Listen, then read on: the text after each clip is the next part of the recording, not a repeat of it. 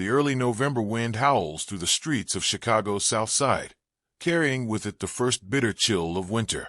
Inside the flickering fluorescent lights of Benny's 24-hour laundromat, Jasmine Washington moves between washing machines with quiet efficiency. Her dark hands, rough from years of scrubbing stains out of other people's clothes, carefully fold a silk blouse that costs more than she makes in a month. The scent of detergent and bleach hangs heavy in the humid air, mixing with the distant smell of fried food from the diner next door. Jasmine has called this place home for nearly 2 years. Not just her workplace, but the only shelter she has. A narrow storage closet behind the dryers holds her entire world. A thin mattress on the floor, a single-burner hot plate, and a shoebox containing her few possessions. A faded photo of a woman who might have been her mother, a tattered copy of Their Eyes Were Watching God, and a small cross on a broken chain.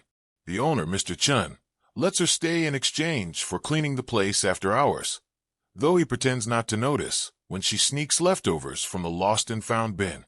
The bell above the door jingles, and Jasmine looks up, automatically smoothing her worn uniform. A woman strides in, her fur coat brushing against the lint-covered floor. Her manicured fingers clutch a designer garment bag, and her lips curl in distaste as she surveys the cramped space. Jasmine recognizes her immediately. Mrs. Evelyn Hartley, one of the few wealthy clients who still frequent this part of town. Rumor has it her husband owns half the real estate in the Loop. Jasmine steps forward, offering a polite smile. Mrs. Hartley doesn't return it. Instead, she thrusts the bag at her with a sharp, "Be careful with this. It's vintage Chanel." Jasmine nods, reaching for it, but the woman doesn't let go. For a tense second, their hands both grip the bag. Then, with deliberate slowness, Mrs. Hartley releases it just as Jasmine adjusts her grip. The bag slips, landing with a soft thud on the counter. A beat of silence. Then, "You stupid girl." Mrs. Hartley's voice cuts through the hum of the machines. "Do you have any idea what this is worth?" Her face twists in outrage, though Jasmine swears she saw the woman loosen her grip on purpose. Jasmine's stomach drops. "I'm so sorry, ma'am. It was an accident." "An accident?" Mrs. Hartley's laugh is icy. She turns on her heel and marches toward Mr. Chen's office, without another word. Through the thin walls, Jasmine hears the sharp rise of voices. Mrs. Hartley's tone is venomous. Mr. Chen's replies placating, then resigned. When he emerges, his face is grim. He doesn't meet Jasmine's eyes. "Pack your things," he says quietly. The words don't register at first. Then, like a punch to the ribs, the reality hits her. No job means no room. No room means nowhere to go. Jasmine opens her mouth to plead, but Mr. Chen shakes his head. She threatened to pull her business. And her husband's. "I can't risk it." There's shame in his voice, but also finality. 20 minutes later, Jasmine stands on the sidewalk, a duffel bag slung over her shoulder. The sun dips below the skyline, casting long shadows across the pavement. The few dollars in her pocket won't last a week. Across the street, a boarded-up building gapes like a missing tooth in the city's grin.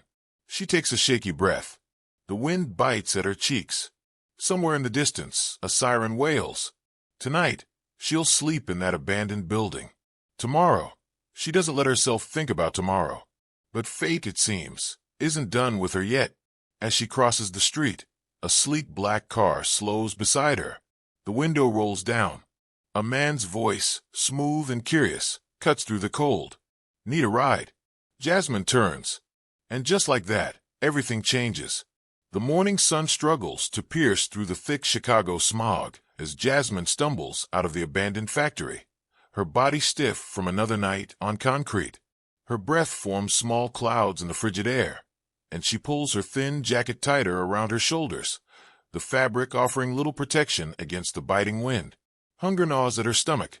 She hasn't eaten properly in days, surviving on scraps from dumpsters behind restaurants and the occasional pity handout from strangers who quickly look away. She walks with no destination, her sneakers worn thin, the soles nearly separating from the rest of the shoe. The streets are alive with the usual morning chaos, commuters rushing to work, vendors setting up carts, police sirens wailing in the distance. Jasmine keeps her head down, avoiding eye contact, her hands shoved deep into her pockets. She knows she looks exactly like what she is, homeless, desperate, invisible. A construction site looms ahead, the skeletal frame of a new high-rise stretching toward the gray sky. Men in hard hats and steel-toed boots move with purpose, shouting over the roar of machinery. A sign near the entrance reads asterisk, "Help wanted laborers, inquire within." Asterisk. Jasmine hesitates for only a second before stepping forward. The foreman, a burly man with a sun-weathered face and a clipboard in hand, eyes her skeptically when she asks about the job. His gaze lingers on her slight frame, her shaking hands. "You ever done construction before?" he asks, though his tone suggests he already knows the answer. Jasmine shakes her head, but doesn't back down. "I can work. I'll do anything." The foreman exhales sharply through his nose, considering. They're short-staffed, and the project is behind schedule. He hands her a hard hat and points her toward a pile of cinder blocks. "Start moving those to the 3rd floor. Don't slow anyone down." The work is brutal.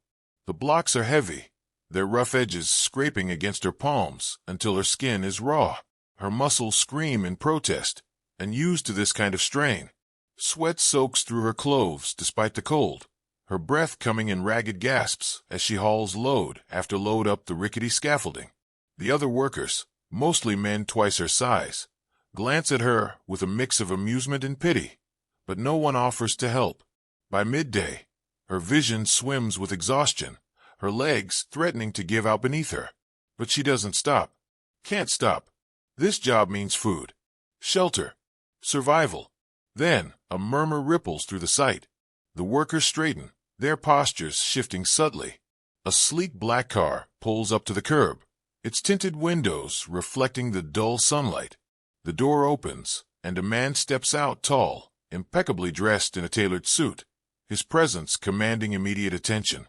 Felix Carter, the owner of the construction company, a self-made millionaire whose name carries weight in Chicago's business circles.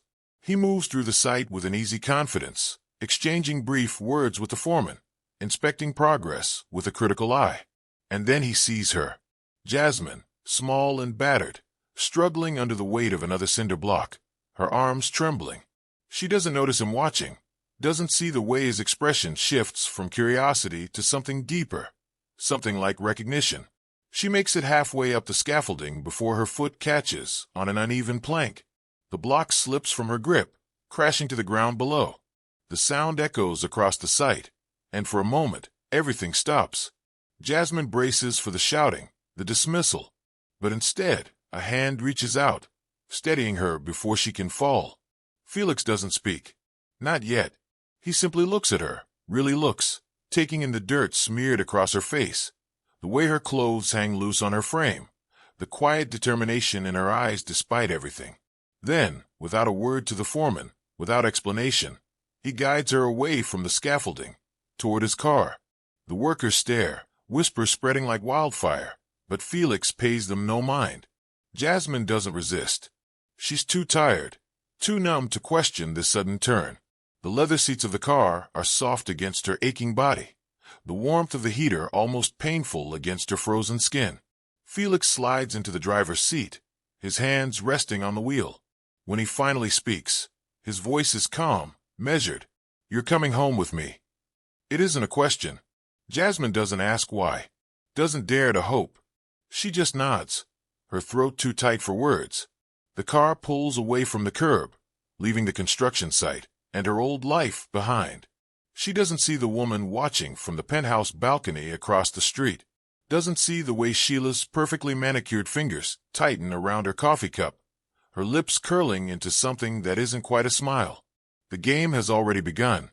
The iron gates of Felix Carter's estate swing open with silent precision, revealing a world Jasmine has only seen in movies. Manicured lawns stretch toward a European-style mansion, its limestone facade glowing under carefully positioned landscape lighting. A uniformed housekeeper leads her through marble-floored hallways to the staff quarters, a small but immaculate room with an actual bed, private bathroom, and a window overlooking the gardens. For a moment, Jasmine allows herself to believe this could be a fresh start. That illusion shatters the next morning when she meets Sheila. Felix's fiancée glides into the kitchen where Jasmine is preparing breakfast, her designer silk robe whispering against the tile floor. Even at 9 a.m., Sheila looks runway-ready, flawless makeup, diamond studs catching the light, nails filed into perfect ovals. Her eyes sweep over Jasmine's simple uniform with the clinical detachment of someone examining an insect. The first attack comes subtly, a misplaced schedule that leaves Jasmine scrubbing floors until midnight, a sudden allergy to Jasmine's laundry detergent that requires rewashing every item in the mansion by hand. Then the food games begin, Sheila instructing the chef to withhold meals, claiming Jasmine needs to earn her keep properly. Felix remains oblivious, buried in business meetings and charity galas. When he does notice Jasmine's exhaustion, Sheila is ready with explanations. She's just adjusting to real work, she purrs, her manicured fingers stroking his arm. Not everyone has your work ethic, darling. The cruelty escalates after Felix gifts Jasmine a midnight blue cocktail dress, left over from a photo shoot, but still the most beautiful thing she's ever owned. Sheila's smile turns glacial when she sees it. 2 days later, Jasmine finds the dress shredded, the fabric streaked with what smells like bleach. The house staff suddenly develops selective blindness when she asks who might be responsible. Then comes the dinner party. Sheila transforms overnight into the picture of warmth, complimenting Jasmine's work, even brushing an imaginary speck of dust off her shoulder. The act is so convincing Jasmine almost believes it, until Sheila requests a special meal. Just something simple, she says with a smile that doesn't reach her eyes. I'd love to try your cooking. The kitchen staff conveniently disappear when Jasmine begins preparing the seafood risotto. She works carefully, using techniques learned from watching the chef. The dish comes out perfectly, creamy rice, plump shrimp, a hint of lemon. Sheila takes one bite and immediately begins gagging. Chaos erupts. Sheila clutches her throat, gasping about poison. Felix rushes in, his face draining of color as his fiancée points an accusing finger at Jasmine. The staff whispers. Security is called. Jasmine sees the trap too late. Without hesitation, she grabs Sheila's fork and takes a large mouthful of the supposedly lethal dish. The first wave of dizziness hits before the fork clatters to the floor. Her vision tunnels. Someone screams. As darkness creeps in from the edges of her consciousness, Jasmine's last coherent thought is the realization that Sheila never actually swallowed the food. Her napkin hides the barely touched bite. Then the marble floor rushes up to meet her, and everything goes black. Upstairs, unnoticed in the commotion, a vial of ipecac syrup rolls beneath Sheila's vanity. The house staff exchange glances, but say nothing. The rules of this war were established long before Jasmine arrived. Cross Sheila Carter to be, and you won't last a week. Somewhere between the kitchen and the ambulance, Jasmine's limp hand slips from the gurney, dangling pale and lifeless in the flashing red lights. The sterile white lights of the emergency room burn through Jasmine's eyelids before she even opens them. A steady beeping pulses in rhythm with the throbbing in her skull. Her mouth feels stuffed with cotton, her limbs heavy as lead. The sharp scent of antiseptic stings her nostrils as she struggles to piece together what happened. Fragments of memory flash, Sheila's theatrical choking, the horrified faces of the staff, the terrifying moment when she realized too late what she'd done by eating that poisoned food. Across the room, Felix Carter slumps in an uncomfortable plastic chair, his tailored suit wrinkled, his usually immaculate hair disheveled. Dark circles shadow his bloodshot eyes. When he notices Jasmine stirring, he bolts upright so fast the chair screeches against the linoleum. A nurse appears instantly, checking vitals and murmuring about dehydration and gastric distress. The words induced vomiting and non-lethal dosage float through the air. Felix's hands tremble as he reaches for the call button, then thinks better of it. Instead, he pours Jasmine a cup of water, supporting the back of her neck as she takes small sips.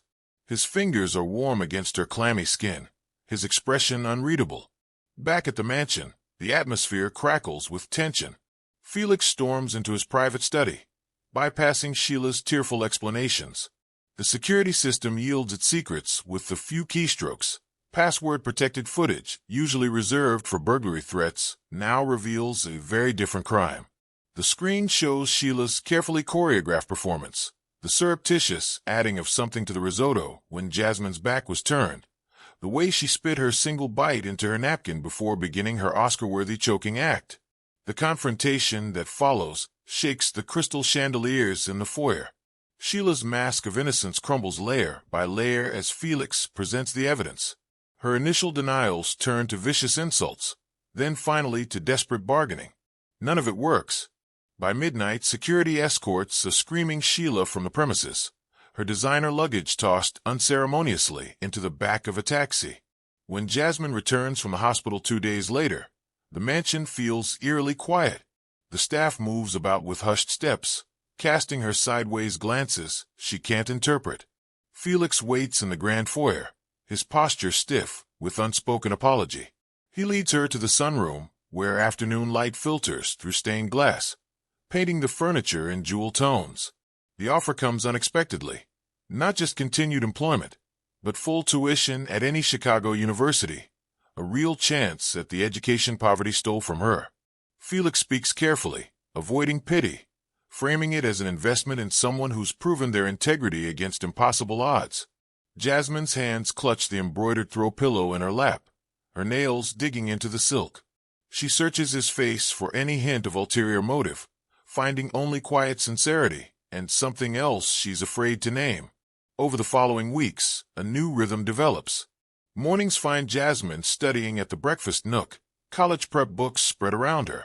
Evenings sometimes include Felix joining her, sharing quiet conversations over coffee as the city lights blink on beyond the windows.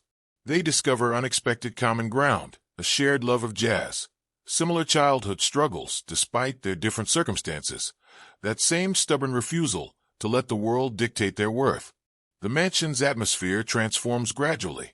Where once there were icy silences and veiled threats, now there's music drifting from open doors, the smell of Jasmine's experimental baking filling the kitchen. The staff relaxes, their initial wariness thawing into genuine warmth. One rainy Thursday changes everything. Felix returns from a business trip to find Jasmine asleep at the library desk, her cheeks smushed against an open calculus textbook, a pencil still loosely gripped in her fingers. He moves to wake her, then stops. In the golden glow of the desk lamp, with her defenses down and her hair escaping its usual tight braid, she looks heartbreakingly young. His fingers hover near her shoulder, not quite touching. Jasmine stirs, blinking up at him with sleep-soft eyes. In that unguarded moment, something passes between them, a recognition, an understanding that neither can take back. Felix clears his throat and steps away, muttering about letting her rest. But the air between them carries a new charge, a current neither can ignore.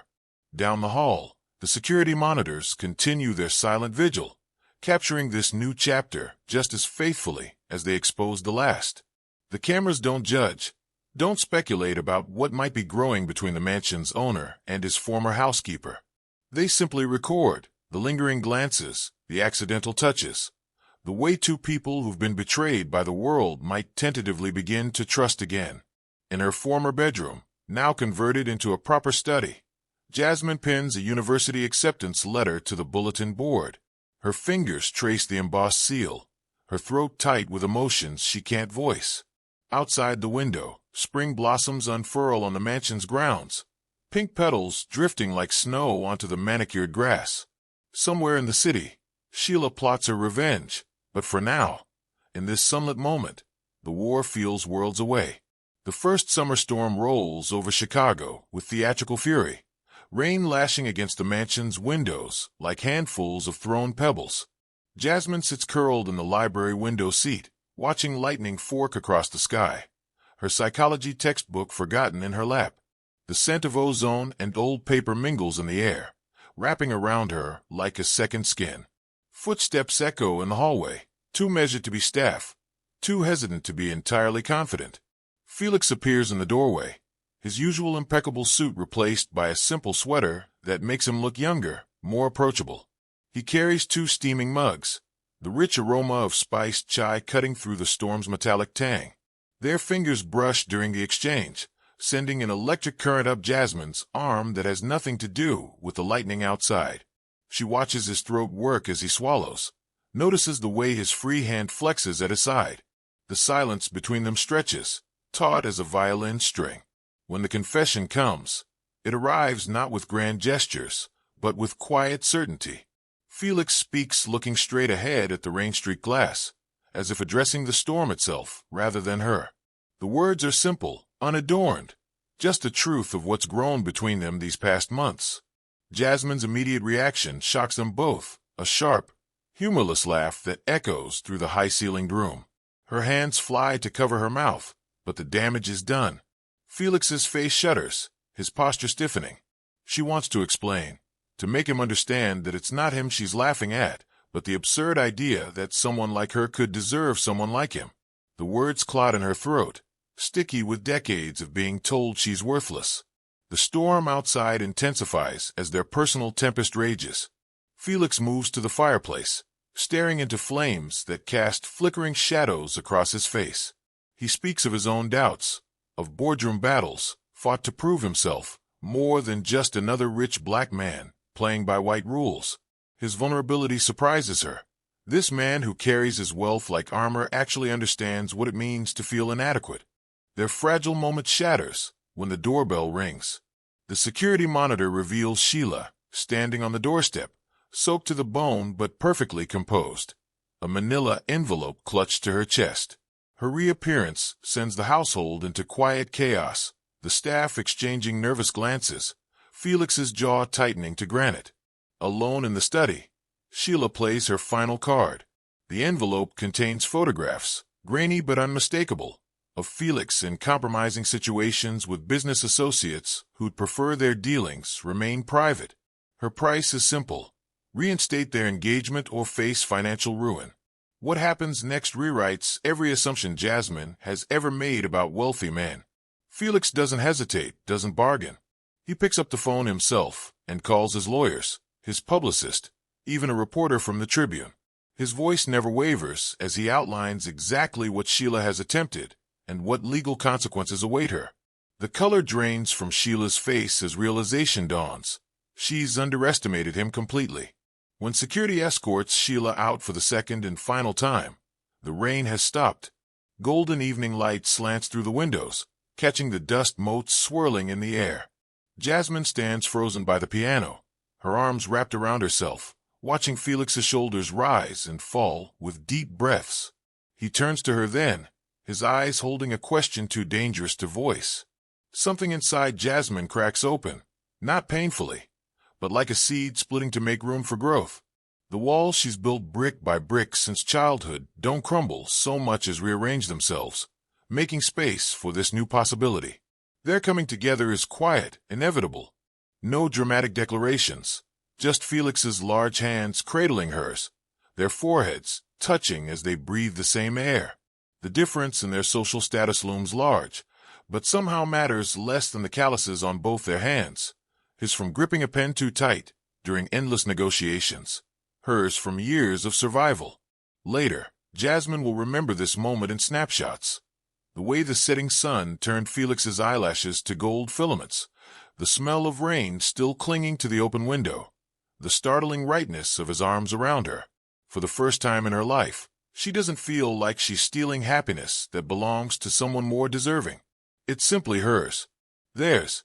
The mansion settles around them like a living thing, its dark corners suddenly full of possibility rather than threat. Downstairs, the staff begins setting the table for dinner, 2 places instead of 1. In the city beyond the gates, life continues unchanged, but within these walls, something new and fragile takes root, fed by equal parts courage and trust. Jasmine's fingers trace the spine of her psychology textbook as evening deepens. The chapter on attachment theory lies open, a coincidence that makes her smile. Somewhere between avoidant and anxious, she thinks, there's a third option she's only just beginning to understand. Felix's hand finds hers, their fingers intertwining, without hesitation now. The future stretches before them, uncertain but no longer frightening. Outside, the first stars pierce through the storm-cleared sky. The morning of the wedding dawns, with the kind of perfect clarity that feels like a promise. Golden sunlight spills across the mansion's gardens, setting dewdrops on the rose bushes ablaze, like scattered diamonds. Jasmine stands barefoot on the terrace, her silk robe fluttering in the breeze, watching the staff put final touches on the floral arch under which she'll stand in just a few hours. The simplicity of the arrangements reflects their shared preference for substance over spectacle. Wildflowers mixed with garden roses, wooden chairs instead of gilt ones, handwritten place cards on recycled paper. Inside her dressing room, the wedding dress hangs waiting, its ivory folds whispering against the closet door. Not a designer original, but something better. A vintage find from a little shop in Bronzeville, its delicate lace and modest neckline speaking to Jasmine's practical heart. She runs her fingers along the bodice, remembering the girl who once slept in an abandoned factory, the woman who nearly died proving her innocence.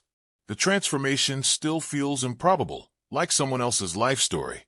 Felix spends the morning walking the grounds alone, his crisp white shirt rolled to the elbows, the heirloom pocket watch from his grandfather ticking quietly against his chest. He pauses by the old oak tree, where they shared their first real conversation months ago, its branches now strung with tiny lights for tonight's celebration. The weight of his father's ring in his pocket feels both foreign and familiar, a symbol of traditions he'd once rejected now reclaimed on his own terms. The ceremony itself unfolds with unscripted perfection. Jasmine walks herself down the aisle, her head high, her smile radiant. Felix's breath catches when he sees her, not because of the dress or the flowers, but because of the quiet confidence in her stride, the hard-won peace in her eyes. Their vows contain no empty poetry, just simple promises whispered too low for anyone else to hear. When they kiss, the small gathering erupts in cheers that startle a flock of sparrows from the nearby trees. Autumn finds Jasmine balancing textbooks and board meetings, her days a whirlwind of classes at Northwestern and foundation work. The Carter Women's Initiative takes shape in a renovated brownstone near the south side, its walls painted in warm hues, its doors open to any girl needing a hot meal or career advice. Jasmine insists on no marble floors or intimidating reception desks, just comfortable couches, a always stocked kitchen, and photos of her own journey lining the hallways like breadcrumbs of hope. Felix surprises everyone, including himself, by becoming the Foundation's most passionate advocate. He trades power lunches for mentoring sessions, his Wall Street Journal now sharing briefcase space with psychology textbooks he reads to better understand trauma recovery. Some evenings find him in the Foundation's tiny kitchen, rolling up his sleeves to help prepare meals alongside volunteers, his expensive shoes sticky with spilled juice. Meanwhile, across town, Sheila navigates a different reality. The society pages that once chronicled her every move now ignore her completely. Her attempts to leverage old connections fail spectacularly. Too many remember the security footage Felix released to quash her blackmail attempt. The boutique hotel suite she calls home grows shabbier by the month, its minibar emptied too frequently, its phone ringing less with each passing week. When she catches her reflection in a department store window one December afternoon, the perfectly maintained facade finally cracks, just for a moment, revealing something almost like regret beneath the Botox. Years pass like turning pages. Jasmine graduates with honors, her foundation expanding to 3 cities. Felix's business thrives in unexpected ways, his focus shifting from pure profit to sustainable growth. Their home becomes a haven for strays of all kinds, rescued dogs, scholarship students needing summer internships, friends going through rough patches. The mansion's once formal gardens now feature a messy vegetable patch and a tire swing added for the children of staff members. On their 5th anniversary, a Chicago Tribune reporter profiles them as the couple who redefined power. The accompanying photo shows them not at a gala or in a corporate boardroom, but sitting on the Foundation's front steps sharing ice cream with a group of teenage girls. Jasmine's hair escapes its bun in curly tendrils, her laugh lines visible and unretouched. Felix has one arm slung around her shoulders, the other holding a drippy cone, his tie loosened and his eyes crinkled with genuine joy. Back at the mansion that night, They sit on their favorite terrace overlooking the city. Jasmine's feet rest in Felix's lap, her toes still painted with the glittery polish of foundation Kit applied that afternoon. The skyline twinkles before them, a tapestry of dreams and struggles not so different from their own. Somewhere below, the security monitors continue their silent vigil, capturing nothing more dramatic than a husband massaging his wife's tired feet. The cameras that once exposed Sheila's treachery now document quieter moments. Jasmine proofreading scholarship essays at 2 a.m., Felix teaching a teenager to tie a proper tie, the two of them dancing badly to old jazz records in the kitchen. The world keeps turning with all its injustices and inequalities, its heartbreaks and hard-won victories. But in this corner of Chicago, against all odds, two people have built something rare, a love that bends without breaking, that grows without consuming, that started with rescue but flourished as partnership. As the city lights blur into the night, Felix presses a kiss to the scar on Jasmine's palm, the one left by bleach burns from the laundromat days. The gesture says everything words cannot, that every chapter of her story matters, that their pasts don't define them, but inform who they've chosen to become. Jasmine leans into him, her head finding its familiar place against his shoulder. Tomorrow will bring fresh challenges, a funding shortfall at the foundation, a corporate merger requiring Felix's attention, another girl knocking on their door with nothing but hope in her pockets. But for now, there's just this: the quiet hum of the city, the warmth of intertwined hands, the unshakable certainty that whatever comes next, they'll face it together. High above them, the stars shine with particular brightness over Chicago, their light undimmed by the glow of streetlights below. Somewhere, in a shelter or an abandoned building, another young woman stares at those same stars, unaware that her story might yet take an unexpected turn. But that, as they say, is another tale entirely.